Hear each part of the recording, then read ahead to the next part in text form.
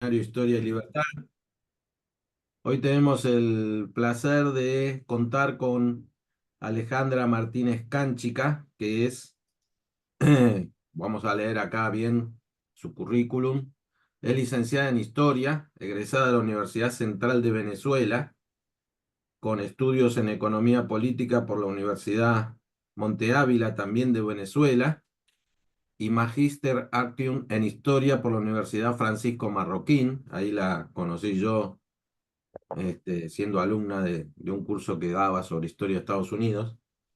Y es directora del área de estudios latinoamericanos en la Fundación Libertad y Desarrollo.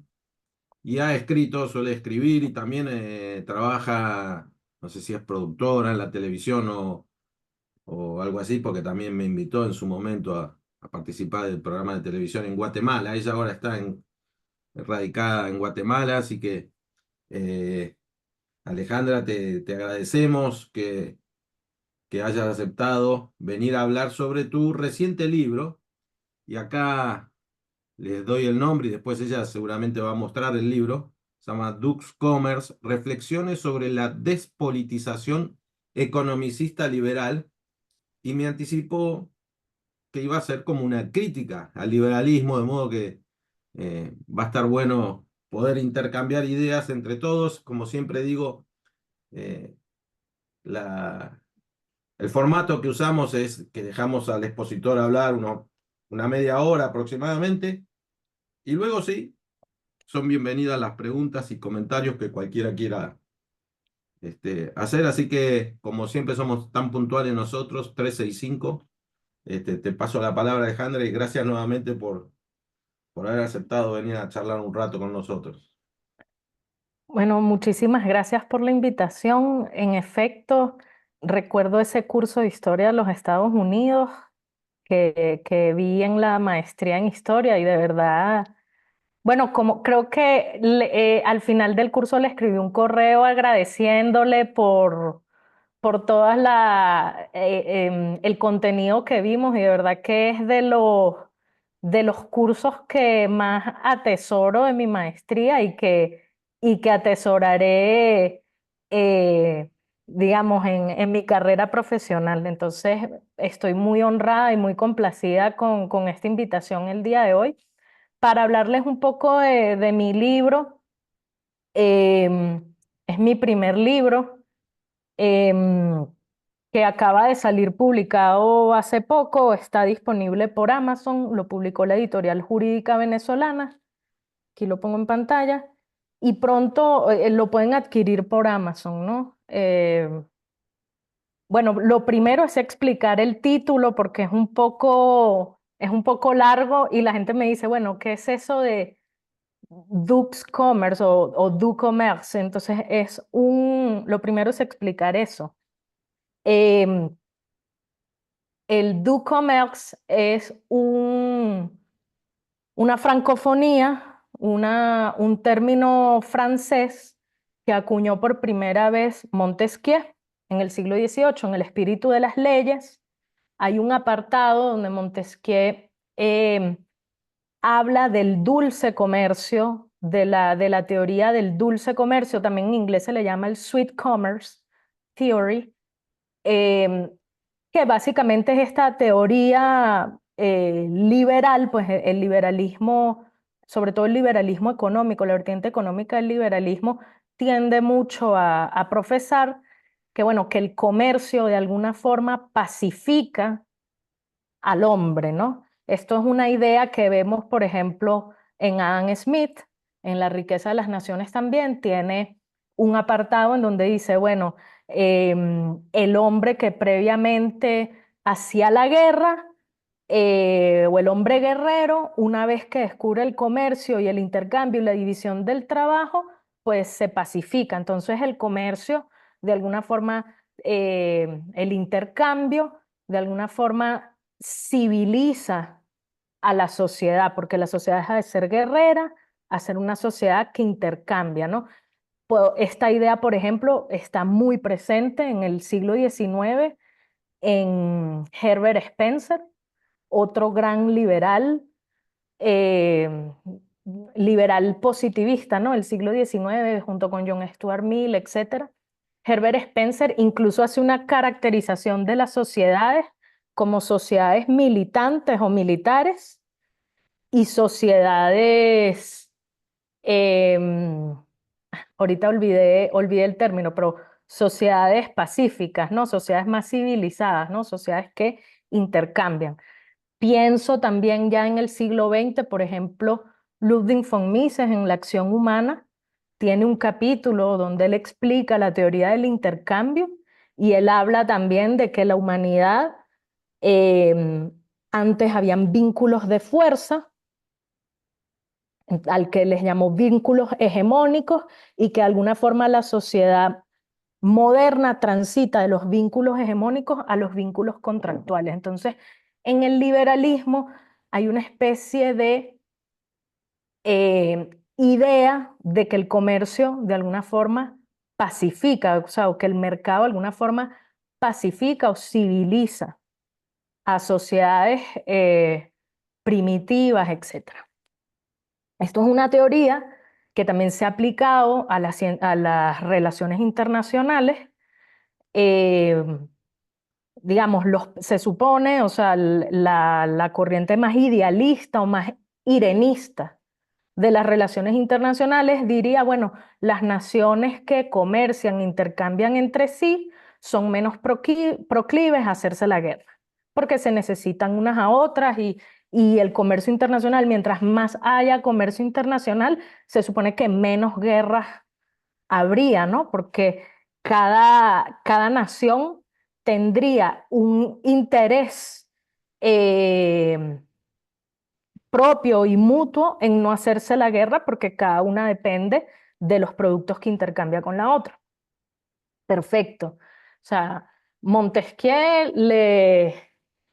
Spencer, todos Smith, los aplaudimos, se nos sale una lágrima, nos conmovemos con todo eso y todos queremos que efectivamente la realidad sea así, pero la realidad pareciera dibujar otra cosa. Entonces, frente a esta teoría irenista o idealista del du commerce, vienen las posturas un poco más escépticas, que es la postura más realista. Entonces, un primer crítico de esa teoría del comercio dulce va a ser nada más y nada menos que uno de los padres fundadores de Estados Unidos, Alexander Hamilton. Él en uno de los ensayos del Federalista, él dice, miren, si eso fuese verdad, o sea, probablemente los casus belli más manidos de la historia siempre es la economía. O sea, siempre es el argumento, siempre es económico. O sea, esta nación nos está quitando, no sé, nos está quitando mano de obra, nosotros tenemos que bajarles aranceles. O sea, usualmente las relaciones económicas entre naciones y entre personas no son tan pacíficas.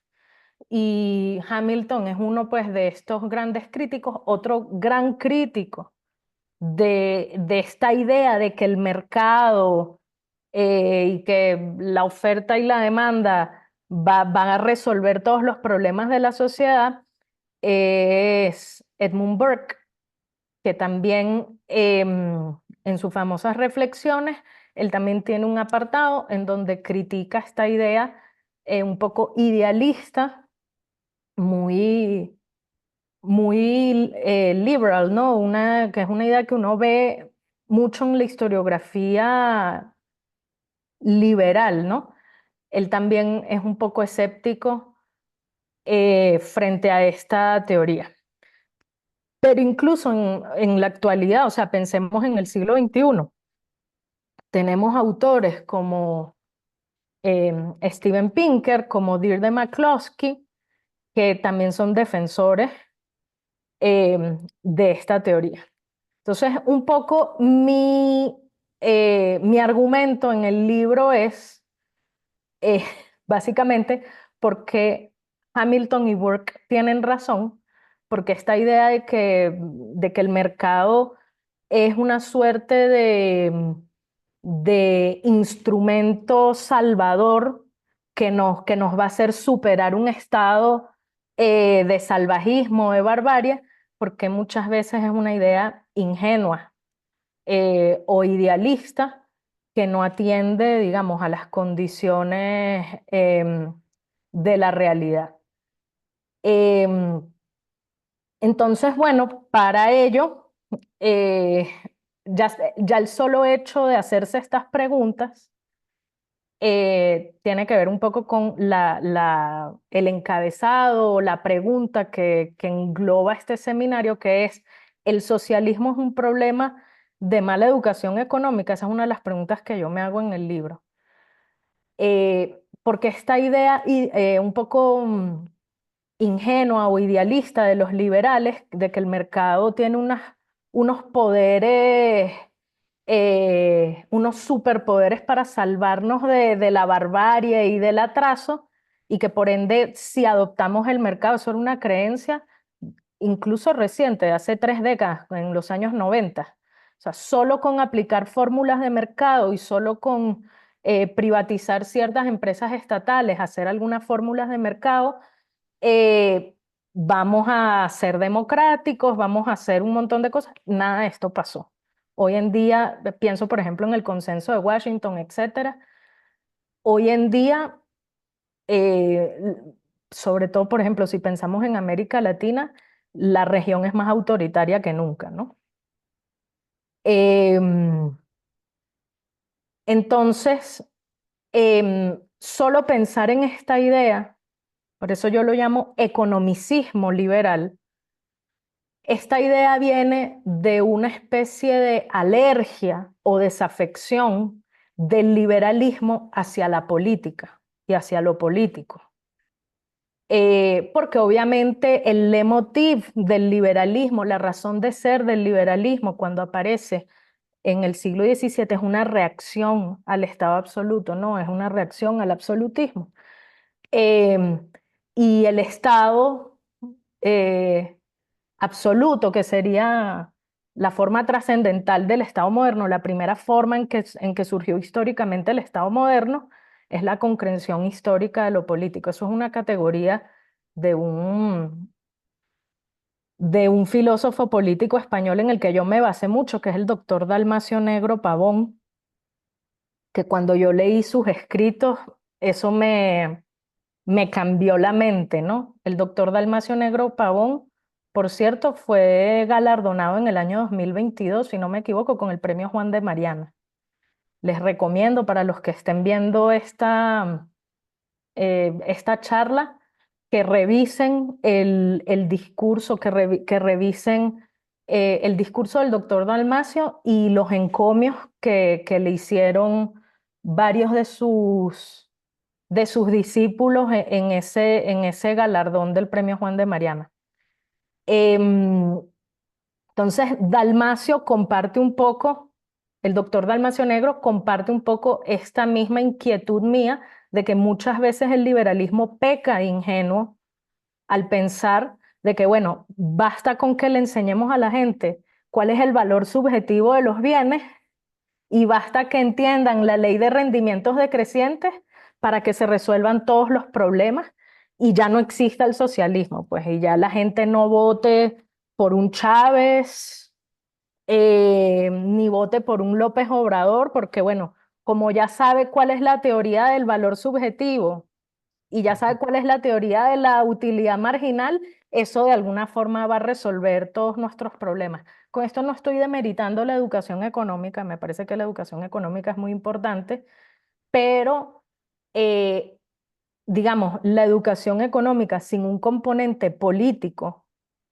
fuerte o sin una acción política fuerte no va a resolver el problema del socialismo. Em, El socialismo es una politización de todos los órdenes sociales de la vida, incluyendo la economía. No hay una doctrina, una ideología que vuelva más política la economía que el socialismo. Entonces, nosotros pretendemos resolver el problema del socialismo abandonando la política, porque no hay nada que a los liberales les cause más alergia que la política. uno le nombra a, bueno, vamos a hacer política, vamos a... No, eso es terrible, eso es sucio, eso es nefasto, eso es corrupción, ¿no? Em, entonces, un poco eso fue mi inquietud al escribir este libro. Y esa inquietud llevó a su vez a yo encontrarme con muchos autores liberales, muchísimos autores eh, que no se les puede negar sus credenciales de liberales que tenían un poco estas mismas críticas, o sea, esta especie de despolitización o esta especie de apoliticidad eh, del liberalismo, este abandono eh, deliberado de la política en favor de la economía. Entonces, en este viaje, pues en esta revisión, aparte de encontrarme con autores como Hamilton, como Burke, que beben como esta tradición, encuentro autores como Raymond Aron, como Isaiah Berlin, em, incluso Hayek en sus primeros escritos, no tanto en sus últimos escritos, pero Hayek en sus primeros escritos em, comparte esta visión un poco em, em, política. O sea, Hayek no abandona la fuerte carga política que tiene el liberalismo, ¿no? De hecho, no en vano, Hayek dice que decía que sus autores favoritos eran Alexis de Tocqueville y Edmund Burke. Em, entonces, Hayek, sobre todo en sus escritos iniciales, comparte esta vena que autores como un italiano que también me encontré y también leer, al igual que leer a Don Dalmacio Negro, también leer a este italiano me cambió la vida, que es Carlo Gambesia. Él tiene un libro que se llama Liberalismo Triste. Mm. Es un título un poco raro. De hecho, por eso me llamó la atención cuando lo leí. Y él, Gambesia, lo que intenta hacer en ese libro es hacer una especie de taxonomía del liberalismo. Entonces, él en ese libro, El liberalismo triste, divide entre tres tipos de liberales, ¿no? Están los liberales ridens, como él les llama, los liberales más idealistas y más utópicos, y en ese rango pone, por ejemplo, a Rothbard, a Hans Hermann Hoppe, a Jesús Huerta de Soto. Están los liberales, eh, digamos, entrarían también dentro del liberalismo Ridens, pero estos liberales tienen una visión más realista del Estado y entienden al Estado como una realidad política. Y ahí en ese grupo mete, por supuesto, a Hayek, a Mises, em, a la propia Ayn Rand. Rand tenía, el problema de Rand es que era muy moralista de la política, pero sí tenía una visión muy realista también. Digamos, su premisa fundamental era atender la realidad tal cual era, ¿no? Que esa es una premisa fundamental del realismo político. Solo que después moralizaba la cuestión diciendo cómo debían ser las cosas, ¿no? Cómo ella creía que debían ser, ¿no? Ahí es donde no entraría como tal en la estirpe de liberales non-ridens o liberales tristes, donde él mete a estos liberales que tienen una concepción muy realista de la política y que entienden el peso de lo político y que entienden la realidad que nos impone el Estado moderno. Em, y que no beben de utopías de, o de mitos del fin de la política o del fin de la historia. Entonces, en esa estirpe de liberales tristes o de liberales non-ridens, los que mencioné, él dice que quien inaugura esa estirpe, digamos, va a ser Edmund Burke, y ahí mete a Tocqueville, ahí mete a Gaetano Mosca, a Wilfredo Pareto, a Raymond Aron, a y a Isaiah Berlin, entre otros, ¿no? Que ahorita se me escapan. Y obviamente dentro del mundo hispano, yo metería obviamente al doctor Dalmacio Negro Pavón, que es el doctor Dalmacio Negro Pavón tiene un libro de 1995 que el año que viene va a cumplir 30 años de publicado y creo que se le debería hacer un homenaje. Es un libro que publicó Unión Editorial que se llama La tradición liberal y el Estado. Y yo utilicé también mucho ese libro para este, ¿no? Para este que escribí. Entonces, sí es una tradición dentro de las propias filas liberales, pero es una tradición que deliberadamente no abandona la política, eh, entiende el Estado como una realidad, no sé si buena o mala, sino como una realidad que está ahí. em, y, y bueno, dentro de esa realidad busca operar dentro de la mejor forma posible. Otro liberal triste, por ejemplo, sería Wilhelm Röpke, el famoso economista alemán que estuvo, por cierto, en la Mont Pelerin Society con Mises, con Hayek, con todos ellos, ¿no? Y que Wilhelm Röpke va a ser, por ejemplo, de los grandes ideólogos del ordoliberalismo, ¿no?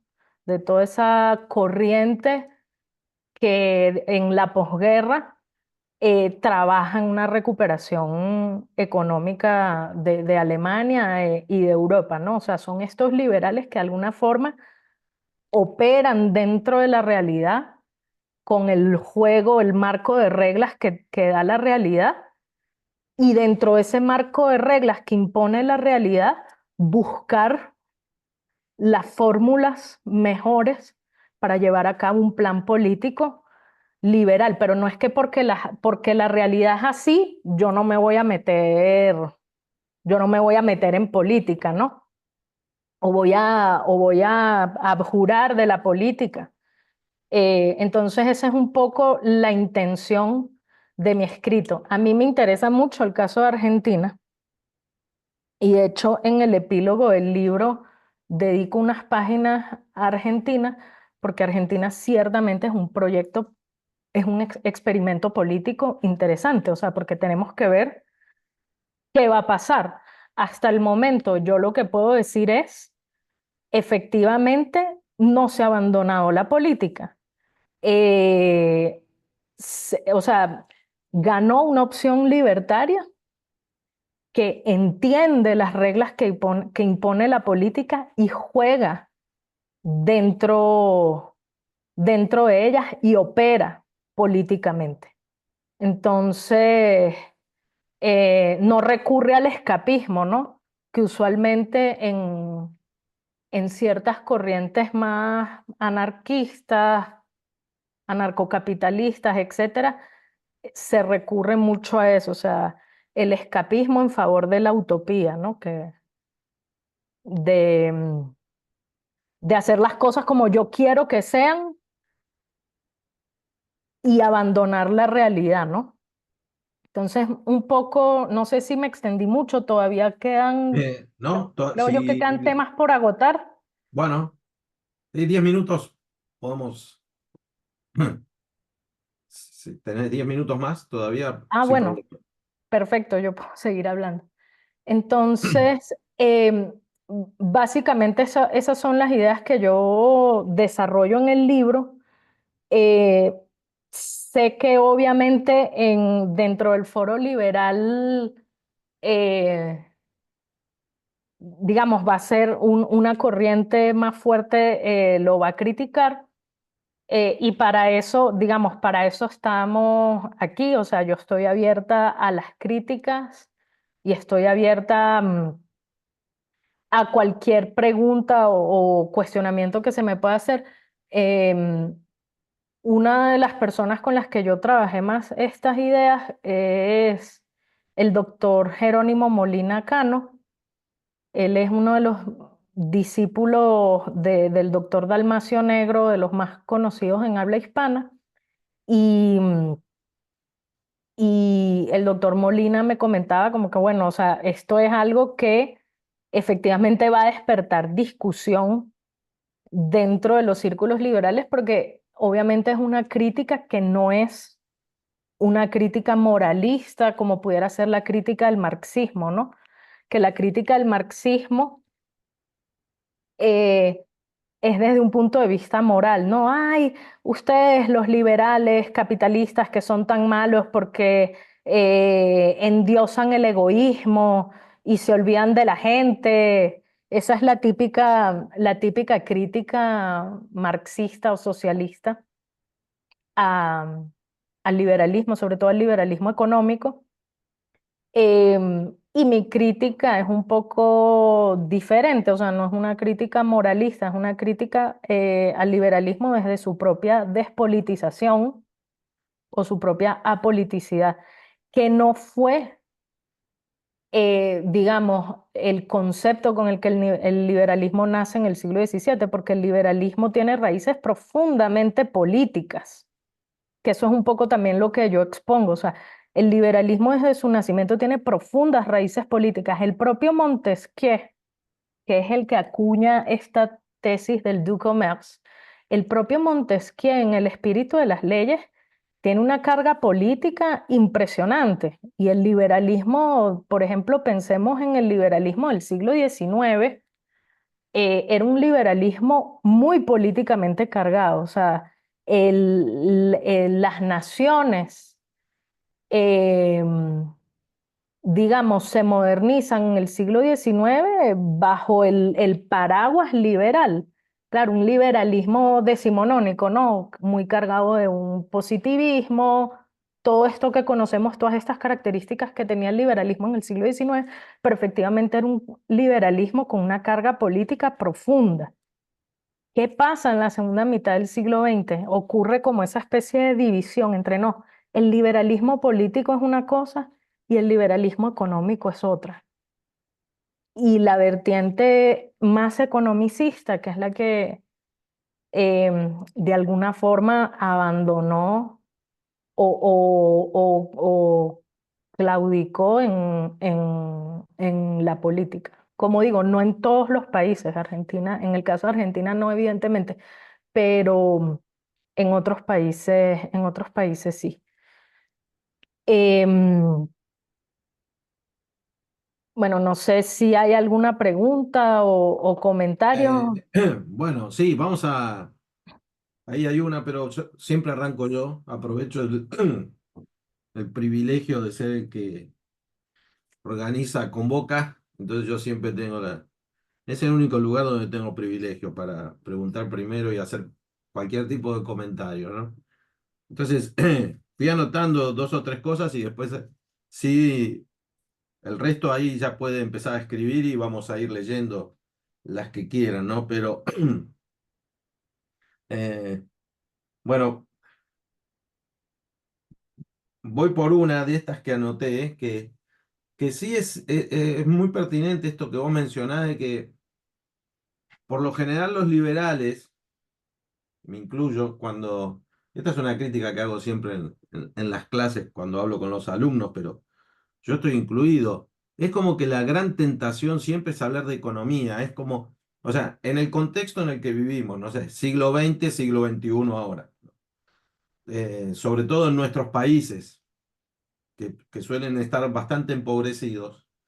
Nosotros el argumento que hacemos es que si triunfa el liberalismo, nos va a ir mejor. Vamos a tener más, más bienes, más riqueza, mejor calidad de vida, ¿no? Y entonces, bueno, contraponemos ahí al Estado intervencionista, al despilfarro, la corrupción, etcétera.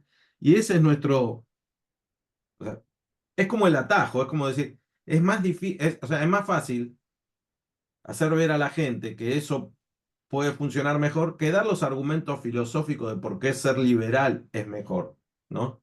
Entonces yo creo que es, por lo general hacemos eso porque creo que es como más sencillo. Es decir, mirá, si hubiera menos impuestos, vos te podrías comprar más zapatos, más vestidos, más computadoras, podrías ir a comer afuera más veces. Entonces, es como el atajo, ¿no? Ahora, eso muchas veces también nos puso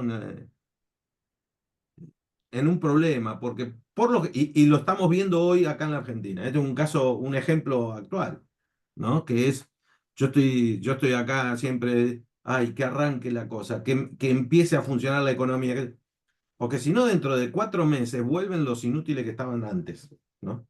Porque la gente va a decir, viste que esto no te soluciona, entonces el liberalismo, no, el problema no es el liberalismo, es que los que estaban antes eran ladrones, pero con un sistema igual, con gente honrada, va a funcionar. Y en realidad no es así, ¿no? Entonces, este, por eso digo que es muy pertinente que vos en este libro entres a tocar ese tema que incomoda, ¿no? Obviamente, y ahí viene la otra cuestión de, dos cuestiones, y te dijo ahí para que quieras, no sé, contestar, reflexionar o lo que sea, ¿no? Uno es el de la crítica, ¿no? El de la crítica siempre es incómoda, a todos nos molesta, por más, ¿viste? Aún el que más racionalmente te dice la crítica es buena porque te permite crecer, etc. De entrada incomoda y es rechazada. Después uno se queda solo, piensa y eventualmente reflexiona y aprende, ¿no? Que por eso es bueno ahora. Y lo veo inclusive acá en la Argentina cuando se critica al gobierno. Y esto que vos acabás de mencionar creo que es más. Nadie espera la crítica desde adentro. O sea, desde un liberal criticando el liberalismo, que es lo que estás haciendo vos. O sea, si viene un comunista y tal y critica, vos decís, bueno, mejor, porque contra ese tengo todos los argumentos para darle y además si me critica es por ignorante. Pero cuando es uno de los un liberal criticando al gobierno de Milei, te dicen de todo, te dicen traidor de entrada, porque que es la gran ignorancia, es decir, traidor porque pienso distinto o estoy planteando algo distinto, ¿no? Que supuestamente es el origen del liberalismo, ¿no? Y la última, tengo una más, pero me la guardo para el final si hay tiempo. Esto de no abandonar la política, porque vos decís, bueno, en Argentina no puedo. Yo creo que en Argentina sí, el caso, y esto es lo que estamos tratando de desentrañar, creo yo, nosotros.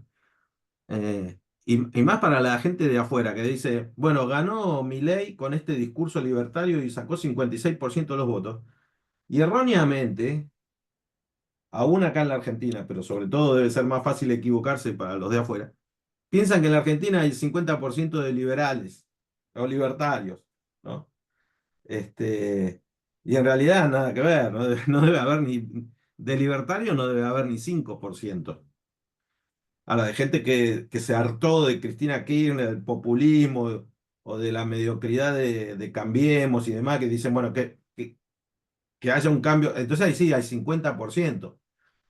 Pero si no hay resultados rápidos, van a ver que se vuelven socialistas. Ese 56% se convierte en socialista en 2 meses, ¿no? O vuelve al socialismo. No es que se convierte, vuelve a su socialismo o su socialdemocracia rápidamente, ¿no? Entonces, y siempre los liberales tuvimos esa mirada muy rara de la política. Es esto que vos señalás todo el tiempo. En cambio, Javier Milei, se mandó y se metió al barro de la política, que es otro mundo, ¿no? Que es otra cosa. Y él por eso muchas veces, él y los que siguen, y con esto cierro, ¿no?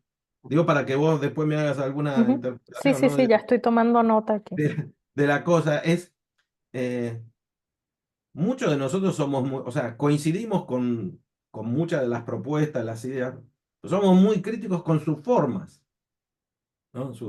Su manera de expresarse, de dirigirse a la...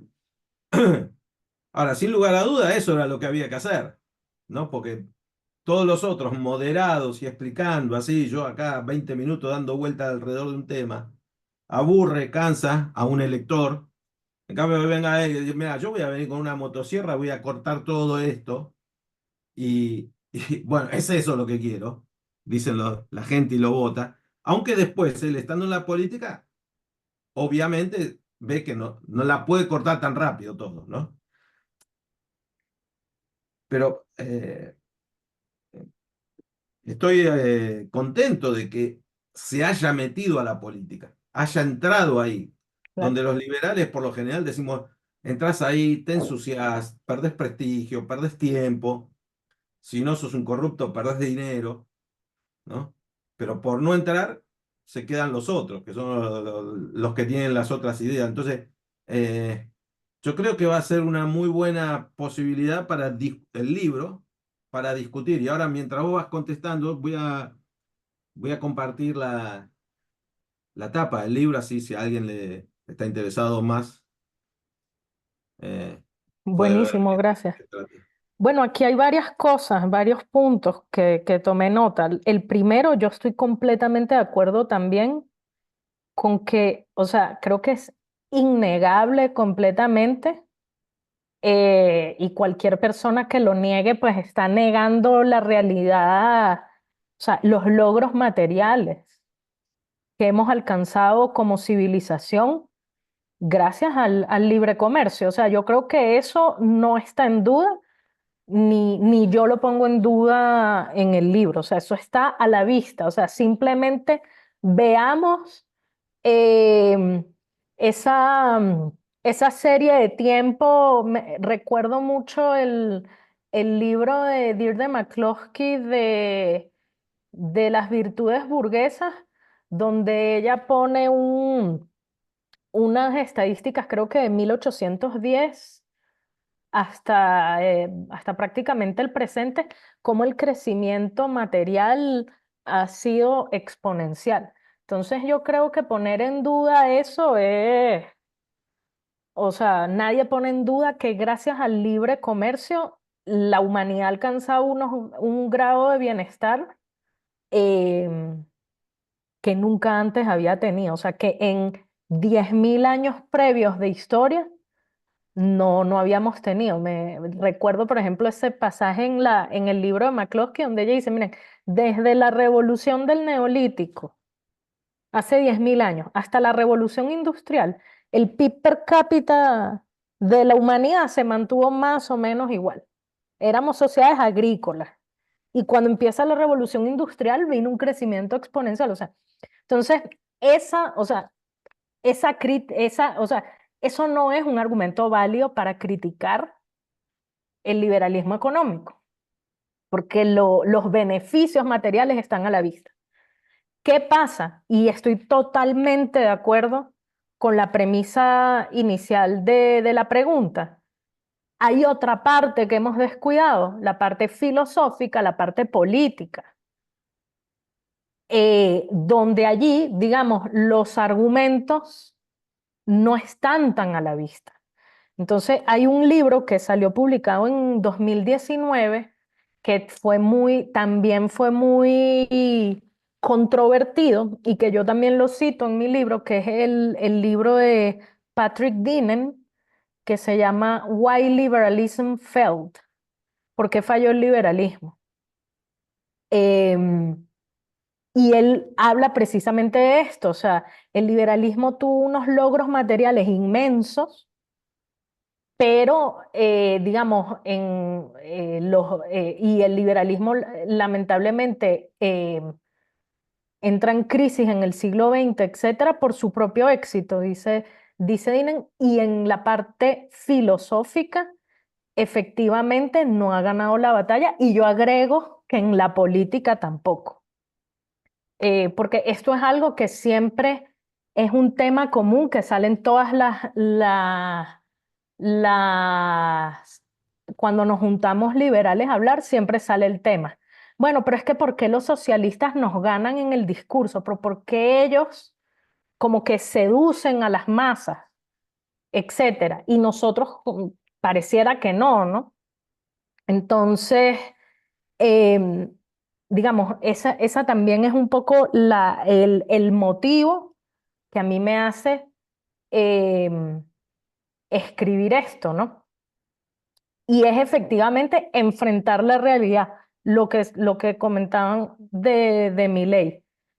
Milei efectivamente llega con un discurso encendido, etcétera, como tiene que ser todo discurso político, porque yo no me puedo poner aquí a explicar cuál es la ley de la utilidad marginal decreciente, o sea, y con eso pretender que me van a votar a mí, que eso también es como esta idea ingenua que yo critico. O sea, el discurso político tiene que encender, tiene que tener un lado emocional también. Eso lo saben de memoria, pues, los asesores políticos, la gente que se especializa, pues, en marketing político, pero incluso antes de las campañas políticas modernas. O sea, ¿cómo encendía Julio César a sus tropas de legionarios?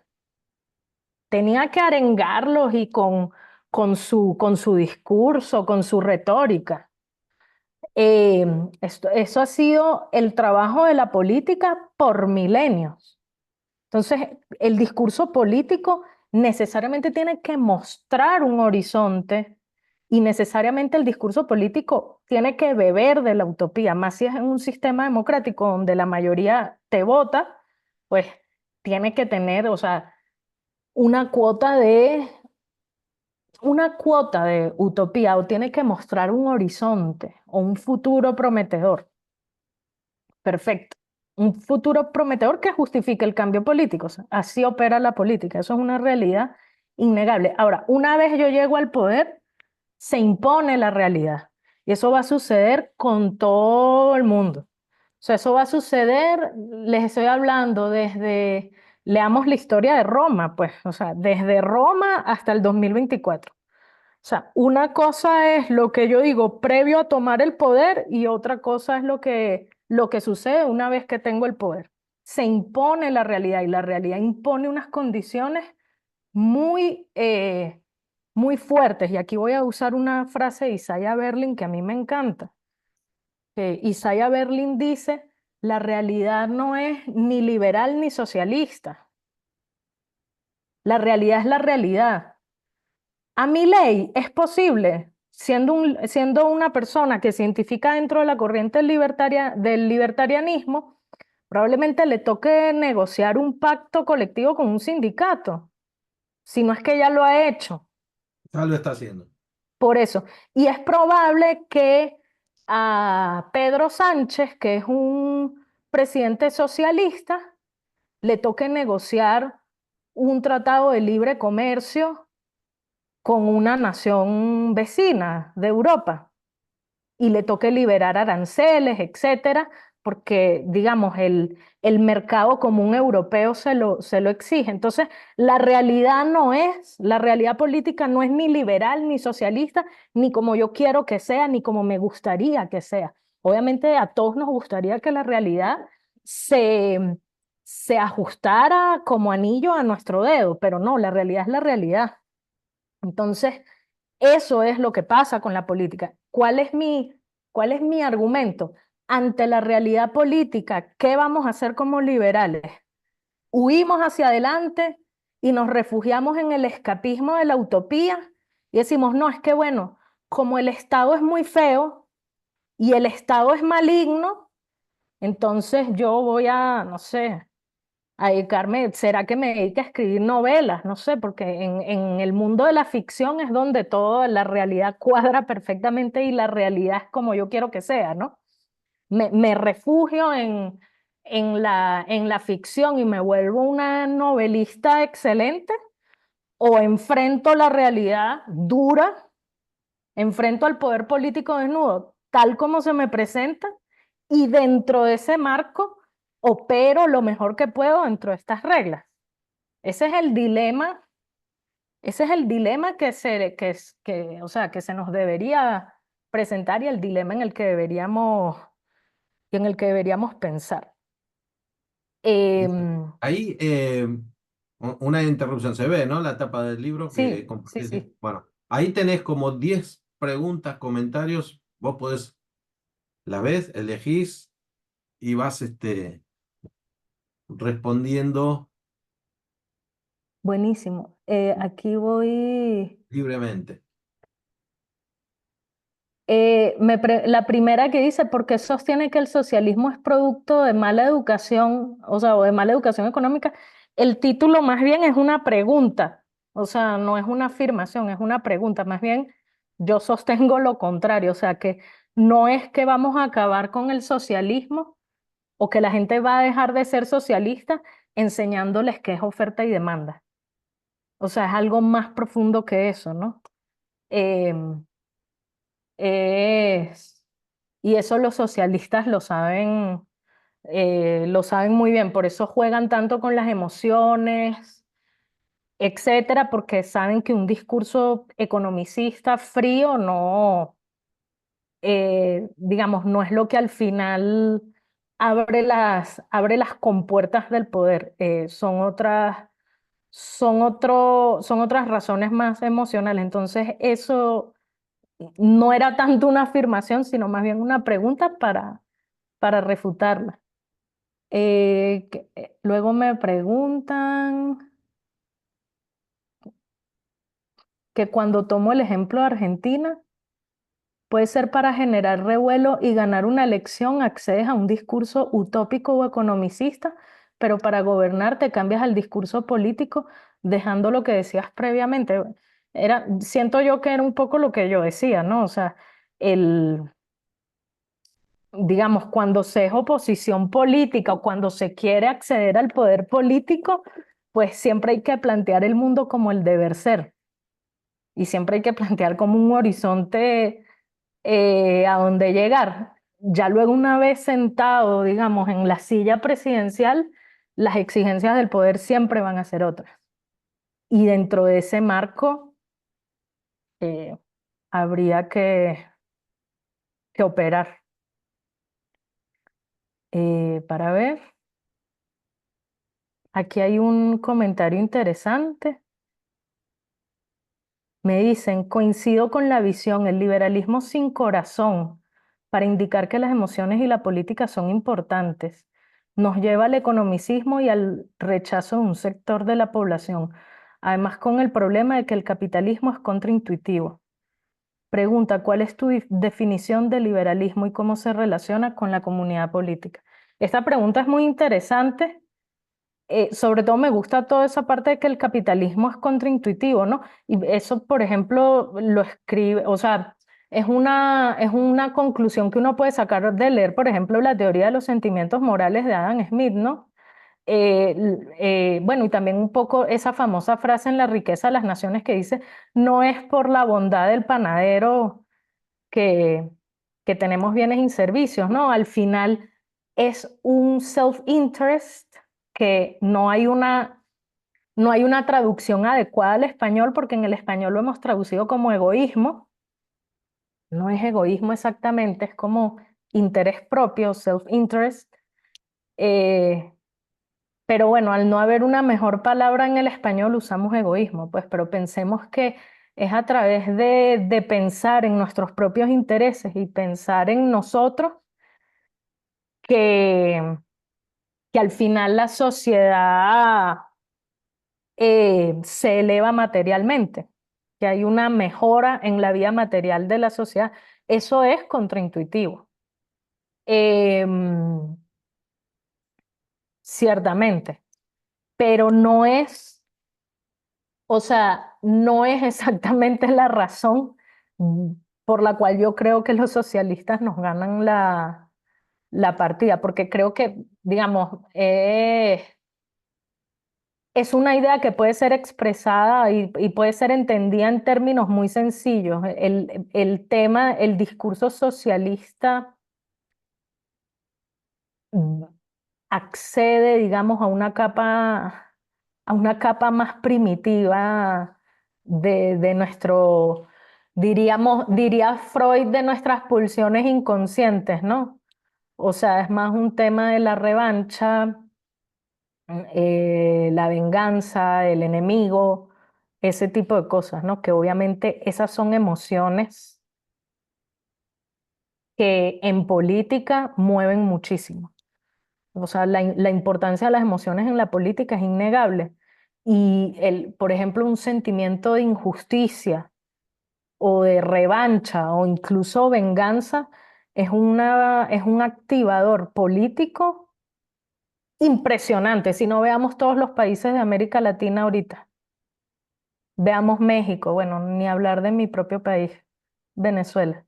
Eh, entonces, es innegable que esos son activadores políticos impresionantes, ¿no?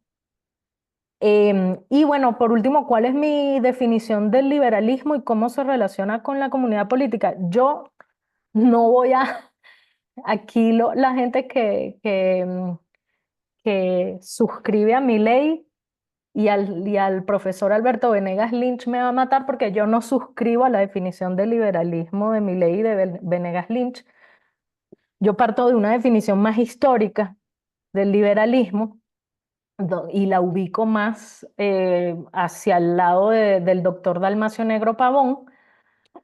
El liberalismo es una corriente que surge en el siglo XVII como reacción a la forma de Estado de la monarquía absoluta, a la modalidad de la monarquía absoluta, que según el doctor Dalmacio Negro, el Estado absolutista es la forma trascendental del Estado, porque fue la primera forma que adquirió el Estado moderno centralizado, la forma más acabada del Estado moderno centralizado, el Estado absoluto. El liberalismo es una corriente de pensamiento que surge como reacción al Estado, em, y que bueno, o sea, y que la forma en que opera políticamente es a través del constitucionalismo liberal. Entonces, gracias al liberalismo, ese Estado absoluto, ese leviatán jovesiano, pudimos medianamente domarlo con ciertas garantías constitucionales que resguardan, digamos, ciertas esferas eh, de libertad individual, etcétera. Pero el liberalismo tiene una definición histórica y una ubicación histórica muy concreta. Esa sería mi definición del liberalismo y es la forma en que lo relaciono con la comunidad política es precisamente a través del constitucionalismo, del constitucionalismo que obviamente viene de Inglaterra, ¿no? Se origina en Inglaterra. Y luego, después del siglo XVIII, muchos estados nacionales que se crearon después del siglo XVIII adoptaron esa forma de Estado, siempre Estado, liberal constitucional, que son, digamos, los estados nacionales que tenemos hoy en día, ¿no? Pero el liberalismo, digamos, tiene una ubicación muy concreta en el tiempo. Para ver qué más sale aquí. ¿Cómo es que el socialismo efectúa una crítica desde lo moral cuando desde lo operativo donde se lo practica o practicó solo trajo miseria, pobreza y explotación? Sí, suscribo completamente esa pregunta, ¿no? Y ahí hay una explicación muy didáctica que la vi en internet, me pareció muy didáctica, de Axel Kaiser, el chileno, que él dice que la gente, o sea, que hay un socialismo ideal, que usualmente es muy utópico y muy moralista, que es un socialismo que solo existe en los libros, y hay un socialismo real, ¿no? Que es el que conocemos. No tengo que dar ejemplos. Mi propio país de origen es un ejemplo, creo que de los más abyectos que hay. Em, entonces, bueno, el socialismo real nunca coincide con el socialismo ideal. Em, entonces, la crítica de los socialistas siempre debería ser partiendo del socialismo real, no del socialismo ideal que solo existe em, en los libros, ¿no? Pero bueno, yo problematizo esto también, porque así como el socialismo tiene una carga utópica que luego convierte en praxis política y es tremendamente dañina, pero así como el socialismo tiene una carga utópica que bebe del fin de la política, bueno, cuando se acabe la propiedad privada y el hombre deje de ser explotado y se instale la dictadura del proletariado, o sea, se elimine la propiedad privada y los medios de producción sean de propiedad común, pues desaparecerán los problemas, desaparecerá la explotación del hombre por el hombre y viviremos felices y comeremos perdices, ¿no? Esta es una utopía, eh, digamos, es una promesa del paraíso que no existe. Pero eso no quiere decir que el liberalismo no beba de sus propias utopías también, porque la teoría del du commerce, si bien no llega hasta las últimas consecuencias lógicas del liberalismo, em, digamos, no se atreve a llegar a las últimas consecuencias lógicas del liberalismo, del socialismo, perdón, la teoría del du commerce tiene dentro de ella una carga utópica también, porque esa idea de pensar que si todos intercambiamos y si todos comerciamos vamos a ser felices eh, y vamos a pasar como una especie de estadio civilizatorio superior, eh, no es tan así.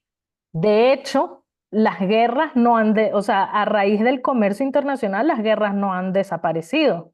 Las guerras más bien han intensificado su letalidad. La guerra, o sea, gracias a la revolución industrial, la guerra se ha hecho muchísimo más letal. Eh, y así como las cadenas de producción tienen una lógica taylorista, donde se segmenta la producción en serie, etcétera, para la guerra, o sea, también esa es la misma lógica, solo que no es una lógica de producción, sino una lógica de destrucción.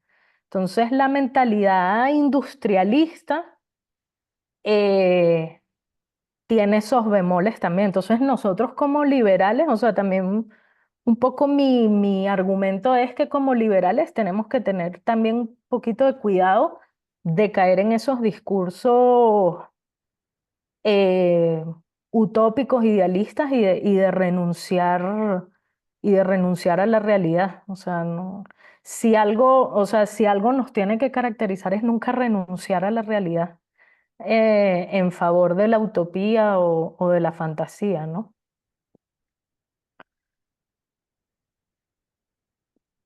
No sé si, para ver, hay más. Wow, es que sí son un montón de preguntas. Bueno, vos podés elegir libremente mientras ahí alguien pregunta si hay una... vos escribís en la web, ¿tenés algún artículo que refiera a esto que estás mencionando que se pueda...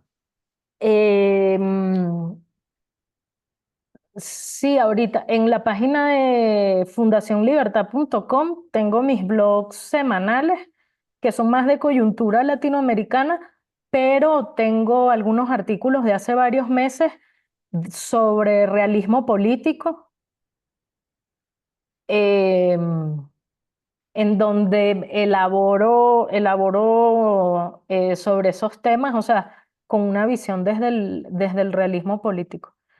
Yo diría que lo mejor es googlear el nombre y ahí aparece todo, Ujú, deben aparecer los links ahí en internet. Bueno, podés mm. elegir, si no querés contestar todas, podés elegir entre algunas. Algunas medios ya fuiste contestando a medida que ibas hablando, pero Sí, por ejemplo, aquí me dicen la definición de Milley y de Venegas Lynch del liberalismo como respecto y restricto al proyecto de los demás. En esta definición, la dimensión política no es clara, falta la dimensión comunitaria, cómo podrían mejorarse. Tampoco se habla de los derechos de las personas que son anteriores al Estado. Bueno, es una pregunta sumamente interesante. Esa definición del liberalismo como el proyecto, el respeto irrestricto al proyecto de los demás, es una definición por demás muy del siglo XIX, una definición muy de Stuart Mill y de Spencer, ¿no? De hecho, siento yo, o sea, que yo, esa definición Estoy 100% segura. O sea que tengo como 10 años que no he leído a John Stuart Mill, pero estoy 100% segura que esa es la definición de John Stuart Mill en su ensayo sobre la libertad. Que obviamente, digamos, aquí entre liberales esto es una discusión legendaria, ¿no? Bueno, ¿cuál es el tipo de libertad? Si libertad positiva, si libertad negativa, etcétera. O sea, pero, o sea, la ubicación histórica de esta definición definitivamente está en el siglo XIX. Yo no sé si se puede mejorar. em, No sé si se puede mejorar, o sea, no me atrevería a mejorar lo que dice el doctor Venegas Lynch. Tampoco, tampoco soy aquí Aristóteles que vine aquí a darle cátedra a todo el mundo. O sea, apenas es el primer libro que escribo y apenas, o sea, creo que me faltan todavía muchos kilómetros, tengo mucho kilometraje todavía por acumular para atreverme a mejorar una definición o a sacar mis propias definiciones, pero yo creo que es una definición que toma en cuenta la comunidad política, porque efectivamente el ejercicio de mi libertad llega hasta donde yo afecto la libertad de otro. Em, entonces, ahí está clara la relación con la comunidad política. Claro, detrás de esa definición hay una idea de nuevo de armonía, de cooperación voluntaria y de todo esto. Y sabemos que muchas veces no es así, o sea, que dentro de una comunidad política probablemente no sea la mayoría que quiera hacer el mal deliberadamente, pero sí hay gente, por ejemplo, la gente que vive al margen de la ley que se les llama también los antisociales, la gente que opera en el margen de la ley, son personas que actúan deliberadamente para dañar. Y estos son, o sea, eh, digamos, dentro de una definición de comunidad política armónica donde todos cooperan voluntariamente y, y las relaciones se rigen por contratos voluntarios, digamos, ¿dónde quedan esos individuos que deliberadamente, que existen y que deliberadamente actúan para hacerle daño al otro? ¿Cómo respondemos, cómo respondemos a eso? Em, Y bueno, el tema de los derechos de las personas que son anteriores al Estado, eso es una discusión interesantísima. O sea, yo obviamente se percatarán en el libro, yo no suscribo mucho a la tesis naturalista eh, por razones históricas, ¿no? Porque sobre todo después de la aparición del Estado moderno, todo el derecho, querámoslo o no, todo el derecho se volvió positivo. Em, entonces, si previo a la aparición del Estado moderno, previo a la aparición del Estado, si había derechos, sí, eso es innegable. O sea, veamos, no sé, las leyes de Licurgo en Grecia, el Código de Hammurabi en Sumeria, el derecho romano, o sea, perfecto. Después de la aparición del Estado moderno, podemos invocar leyes que no estén dentro de ese artefacto burocrático que tiene su propia lógica y es centralizado y tiene recursos centralizados, etcétera, no. Entonces, eso también, mi crítica va hacia los libertarios y hacia y a una persona que no sea libertaria, pero que sean muy naturalistas, también le va a molestar un poco mi crítica, ¿no? Em, Muy interesante el planteo. El mismo Milei durante el lanzamiento de la batalla cultural de Agustín Laje planteó la necesidad también de animarse a dar la batalla cultural. Bueno, eso es interesante porque estamos viendo efectivamente estamos viendo que cada vez aparecen más iniciativas de parte del liberalismo de entrar a la arena política.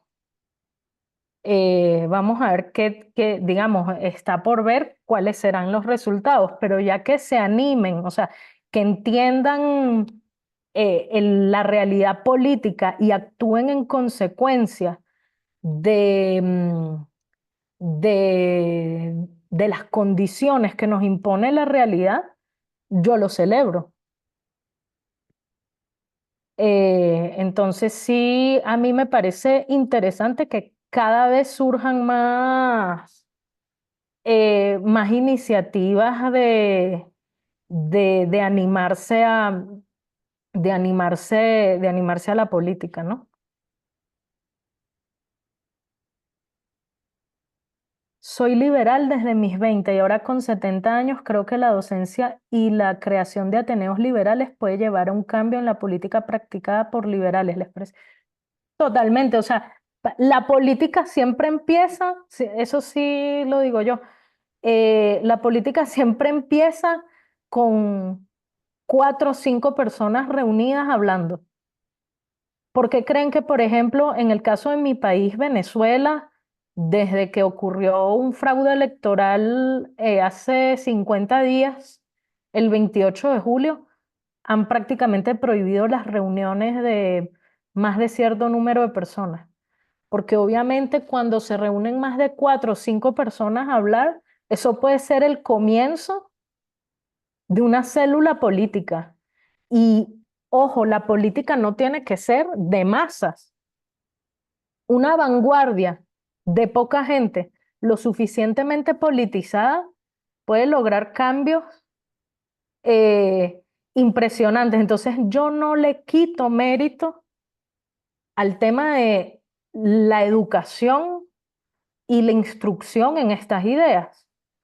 Eh, el tema es que eso no nos paralice y que no nos paralice y no lo usemos de excusa para no involucrarnos en el problema o para obviar o para escapar del problema político, ¿no? Pero efectivamente, o sea, mientras más, mientras más diseminemos este tipo de cosas eh, en función de un objetivo, ¿no? Claro, pues vamos a ver mejores réditos, sin caer obviamente en utopías de que, bueno, va a desaparecer el socialismo y el enemigo ya se va a dar cuenta de que estuvo equivocado y ya el enemigo no me va a adversar, ¿no? Si hay un concepto muy importante en política es el del enemigo, concepto de Carl Schmitt. Entonces, entender a qué nos estamos enfrentando y no optar por un escapismo que nos inmoviliza, ¿no?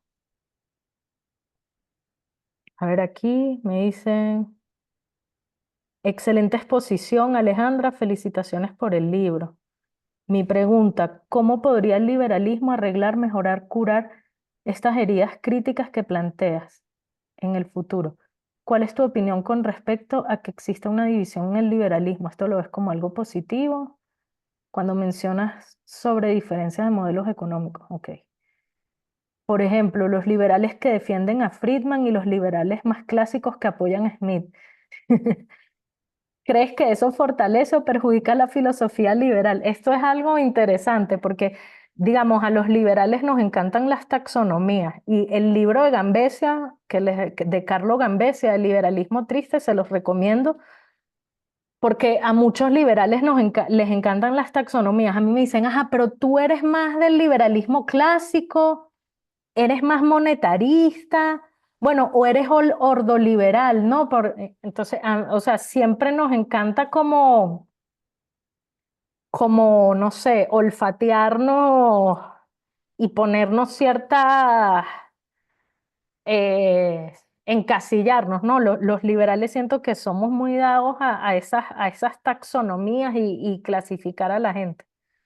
Yo creo que son discusiones válidas, siempre y cuando se tenga claro contra quién,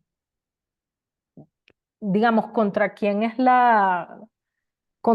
la verdadera cuestión, ¿no? O a quién adversamos realmente. Eh, a ver, hay un dicho que existe en Venezuela, no sé si existe en Argentina, pero es así, bueno, dentro de la familia nos sacamos la sangre, o sea, nos decimos de todo, pero de la puerta de la casa para afuera, o sea, y así, eso es una, digamos, esa es una forma de operar políticamente. Y si vemos los movimientos políticos exitosos, con esto yo no estoy diciendo si buenos ni malos, porque aquí voy a poner ejemplos de todo tipo. Son muy unidos a lo interno. Em,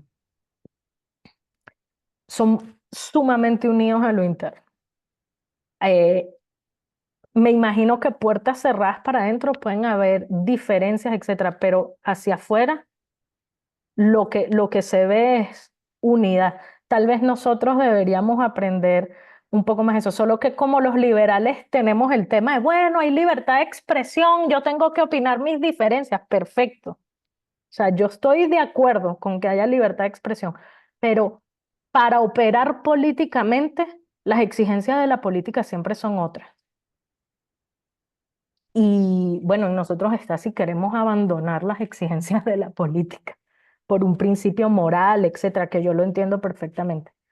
Pero para operar políticamente, las exigencias de la política siempre dicen, bueno, a lo interno nos podemos decir de todo, este es más keynesiano, este es más monetarista, este es más rothbardiano o lo que sea, pero hacia afuera, o sea, tenemos claro contra quién estamos. De nuevo aquí invocando, invocando a Carl Schmitt.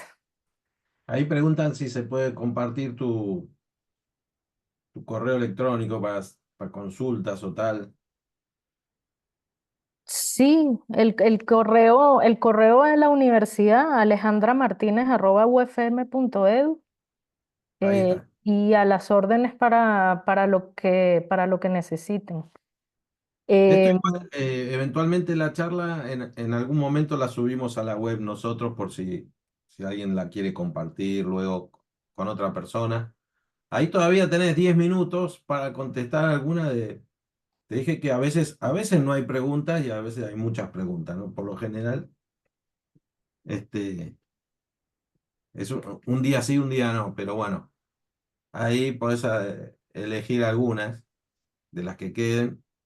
Hasta las 14:30 de acá tenemos tiempo. 13 minutos más. Aquí hay una interesante porque me dicen una posible razón por la cual el socialismo y el intervencionismo estatal ganan es porque apelan al valor de la igualdad que está en la piel del ser humano, eso es cierto. Es un valor atractivo porque evoca lo justiciero, aunque en la realidad no lo sea. A una gran parte de los liberales le falta cintura política, es decir, sabiduría para la acción política y seducir con el valor y la importancia de la libertad. Es que el gran problema es que los socialistas venden libertad, pero es una libertad positiva totalmente distorsionada, ¿no? Porque ellos dicen, digamos, en la medida en que yo tenga más, digamos, más bienes materiales, también soy más libre, ¿no? Entonces, de alguna forma asocian libertad positiva con,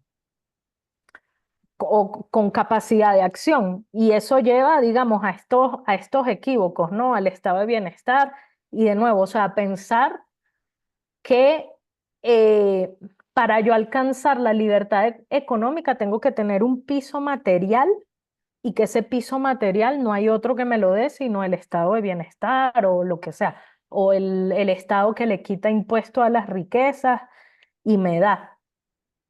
El profesor Antonio Escotado eh, tiene un ensayo, ahorita no recuerdo el nombre, pero que él dice que los socialdemócratas son los liberales de este tiempo.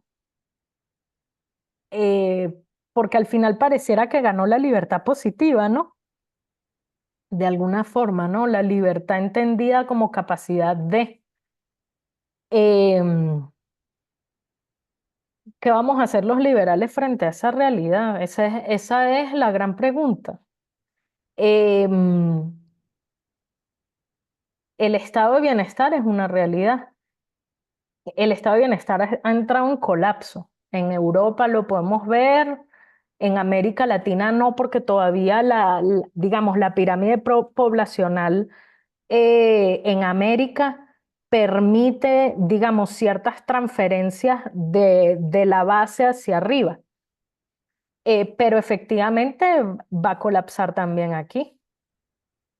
Em, y eso nos va a llevar a una nueva realidad política. Yo creo que la propia realidad, cuando veamos que somos cada vez menos jóvenes y que esos poquitos jóvenes tienen que mantener al montón de viejos, la propia realidad nos va a llevar a acabar con todas esas cuestiones, ¿no? Porque ¿qué persona va a aguantar, o sea, o qué sociedad aguanta, digamos, una realidad así? Es imposible. Entonces, yo creo que efectivamente el paradigma del intervencionismo estatal y del estado de bienestar, por la propia, tampoco aquí me voy a poner utópica ni, pero o sea, es que la propia fuerza de las circunstancias lo va a llevar a desaparecer. ¿Quién va a ganar elecciones de aquí a unos 50 años? ¿Qué político va a ganar elecciones diciendo que los jóvenes tenemos que mantener, bueno, yo en ese momento no seré joven, pero, o sea, que son los pocos jóvenes que hay los que vayan a tener que mantener al montón de viejos que vamos a hacer en ese momento? Nadie va a ganar elecciones así. Entonces, por la propia fuerza de los hechos, eso va a tener que desaparecer. Em,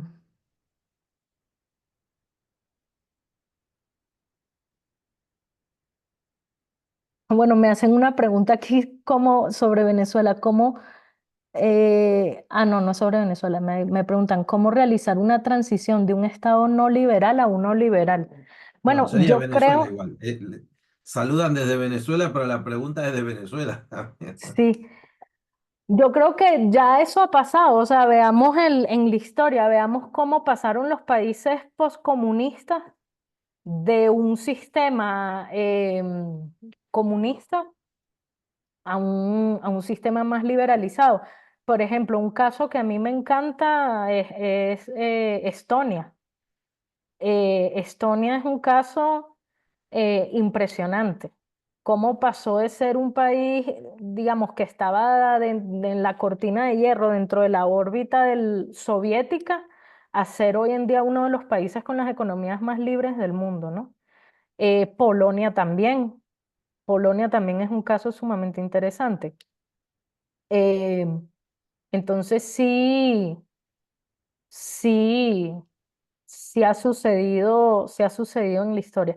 Con respecto a si eso se puede lograr en mi país, Venezuela, en 2024, o sea, como venezolana nunca perderé la esperanza de que algún día mi país pueda ser libre, pero, digamos, está sumamente complicado porque hoy en día, digamos, los factores internacionales son otros. No hay tanto consenso internacional como lo había probablemente en el año 89,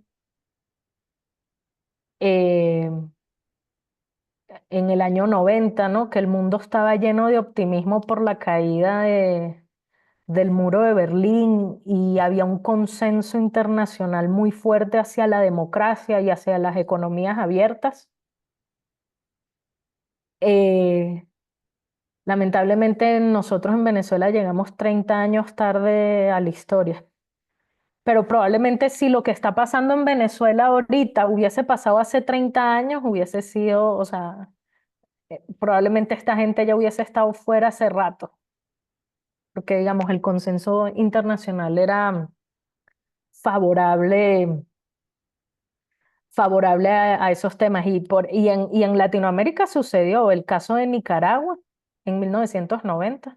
por ejemplo. Em, pero bueno, hoy en día la realidad es otra. Y de nuevo, como yo me inserto dentro de la tradición realista de los liberales tristes, diría Carlo Gambessia, no tristes en el sentido de que tendamos a la tristeza o a la derrota ni nada, sino que vemos la realidad política sin filtros, ¿no? Sin maquillaje, tal cual es. Entonces, como yo me inserto en esa tradición de realistas políticos, yo digo que hoy en día sí está mucho más complicado de lo que hubiese podido estar hace 30 años. Pero no tenemos que perder la esperanza porque, de nuevo, Nicaragua lo logró en 1990, aunque después cayó otra vez en 2006. Polonia lo logró, Estonia lo logró. Yo creo que nosotros, eventualmente, si logramos salir de esto, el potencial económico que tiene Venezuela es impresionante. Bueno, así podemos cerrar la charla. Hemos llegado, mirá, ya quedan apenas 5 minutos.